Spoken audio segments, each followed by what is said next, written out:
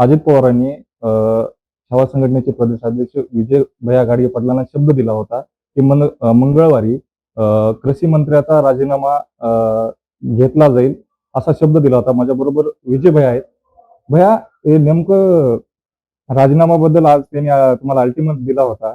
त्या संदर्भात काय? नाही, आज कालच्या मंगळवारपर्यंत दादांनी वेळ मागितला होता की मंगळवारी आम्ही निर्णय घेऊ.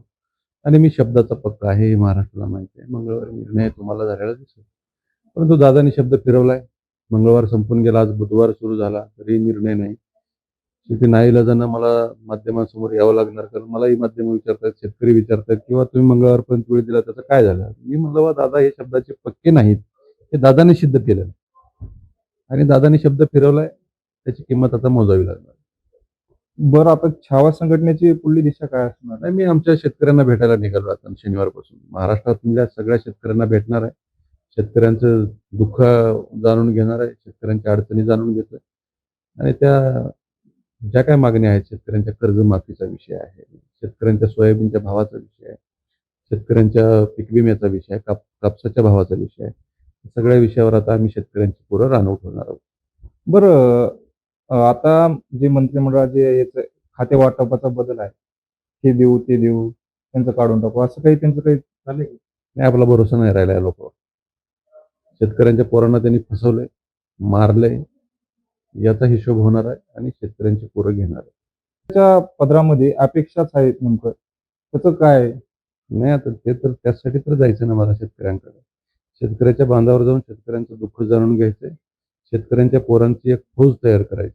सरकार विरोधी लढायला शेतकऱ्यांची पोरं तयार झाली पाहिजे व घरी बसून किंवा आम्हाला न्याय मिळाला पाहिजे म्हणून होणार नाही.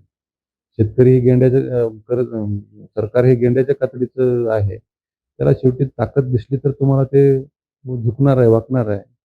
त्याशिवाय पर्याय नाही. शेतकऱ्यांची पोरं जोपर्यंत रस्त्यावर उतरणार नाहीत तोपर्यंत तुमच्या कुठल्याच मागण्या मान्य होणार नाही. त्यासाठी आता मी शेतकऱ्यांच्या बांधावर जातोय. शेतकरी मला बोलावतायत आणि शेतकऱ्यांशी जाऊन संवाद साधून राज्यामध्ये एक प्रचंड मोठं ताकद या शेतकऱ्यांच्या पोरांची तयार झाली पाहिजे. यासाठी आम्ही निघालोय. माझ्यासोबत शेतकऱ्यांच्या काही संघटना आहेत. रविकांत तुपकर साहेबांची संघटना आहे. बच्चू भाऊ सोबत येणार आहेत. या सगळ्यांना आम्ही समविचारी लोक सगळ्यांनी एकत्रित येऊन एक प्रचंड मोठा लढा आम्ही उभा करणार आहोत. आपल्या दौऱ्याचं सुरुवात कुठे आहे आणि एंड कुठं होणार आहे? मराठवाड्यातून सुरुवात होईल. आता त्या संध्याकाळपर्यंत आम्ही ठरवतो की मराठवाड्यातल्या कुठल्या जिल्ह्यातून सुरुवात करायची. कारण असं झालं की आता प्रत्येक जिल्ह्यातले लोक म्हणतात की आमच्यापासून सुरुवात करा. परंतु तो रूट ठरला पाहिजे, त्या रूटनं व्यवस्थित सगळ्या गोष्टी निघाल्या पाहिजे. अशा पद्धतीचं नियोजन आहे. मराठवाडा पहिला टप्पा, त्याच्यानंतर विदर्भ आहे, विदर्भाच्या नंतर खानदेश आहे. खानदेशातून निघालो की उत्तर महाराष्ट्र आणि पश्चिम महाराष्ट्र असे 3 टप्प्यात आमचं पूर्ण हा शेतकऱ्यांचा संवाद यात्रा संपवायचं चाललंय. त्याच्यानंतर मोठ्या आंदोलनाची घोषणा होईल. सोबत खूप शेतकरी येतील किंवा संघटना येतील, त्याचं नियोजन काय आहे? करतील ना शेतकरी आमचे. गावागावात शेतकरी आहेत. कुठं मंदिरात झोपतील आमचे लोक. शेतकऱ्यांच्या बांधावर बसून चटणी भाकर खाऊ, उपाशी राहू. परंतु हा लढा जो आम्ही आता घेतलेला आहे हातामध्ये, तो लढा सोडणार नाही. शेतकऱ्यांचं मजबूत संघटन या महाराष्ट्रातलं दिसत सगळ्यात मोठं. बरं, तुमच्या सुरक्षेबद्दल काय? आज सुरक्षेची मला चिंता नाही आणि सरकारकडून त्याची अपेक्षाही नाही. माझे शेतकरी आहेत, माझे सहकारी सगळे माझ्यासोबत आहेत. त्या दिवशी मार खाताना आम्ही तिघच होतो, तरी आमचे 2-3 लोक पळून गेले नाहीत किंवा मला एकटं सोडून गेले नाही. तुम्ही याच्यावरून अंदाज लावा की माझे सोबतचे लोक किती साथ देणारे आहेत. आता तर ही शेतकऱ्यांचा आग्याभावा निघणार आहे. हजारो शेतकरी आमच्यासोबत आहेत. हा भैया, तुमच्या बरोबर मनोज जरांगे दादा असतील? नाही, दादाची साथ आहे.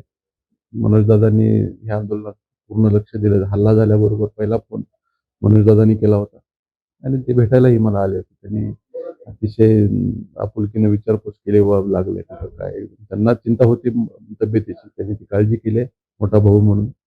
आणि शेवटी शेतकऱ्यांची लढाई आहे, जातीची आणि मातीची लढाई ताकदीने लढायची आहे म्हणून त्यांनी शब्द दिलेला. आपल्या झालेल्या हल्ल्याबद्दल खरंच पोलीस प्रशासन निष्क्रिय आहे? नाही, आता ते अजित पवारांना भेटून आल्याच्या नंतर त्यांनी पुरवणी जबाब घेतलाय आमच्याकडून आणि अजितदादांनी सांगितलं होतं की एसपी नाही, त्यांचं काय म्हणणं आहे त्या पद्धतीने कारवाई करा. परंतु पुरवणी जबाब तर घेतलाय, परंतु आणखीन काय त्याच्यावरती ऍक्शन घेतली नाही असं आम्हाला समजतंय, त्याच्यावर माहिती मिळते. ठीक आहे, त्यांनी शेवटी सरकारचं ऐकणारी यंत्रणा आहे. सगळ्या यंत्रणा सरकार चालवते. बघू. बरं, त्या गुन्ह्यामध्ये काही बदल केले गेलेत का त्यांच्याकडून? काही तुम्हाला माहिती मिळाली आहे का अशी? नाही मी पूर्वनी जबाब दिलेला आहे. मला जी घटना माझ्यासोबत माझ्या सहकार्यासोबत घडली त्या पद्धतीने अर्ज केलाय. त्याच्यावर काय कारवाई झाली आणखीन आमच्या लोकांनी मी सकाळीच माहिती घ्यायला लावली, परंतु आणखीन काहीच केलेलं नाही म्हणून निरोप आला. आम्हाला अपेक्षाच राहिली नाही तुम्हाला खरं सांगतो. पोलीस प्रशासन असेल, सरकार असेल यांच्याकडून अपेक्षा राहिली नाही. आम्हाला एवढं माहिती आहे की आता लढायचं. लढून जिंकायचं. त्याच्यासाठी आम्ही बाहेर पडणार आहोत. हे होते विजय भैया गाडगे पाटील. माणिक मुंडे story.com लातूर.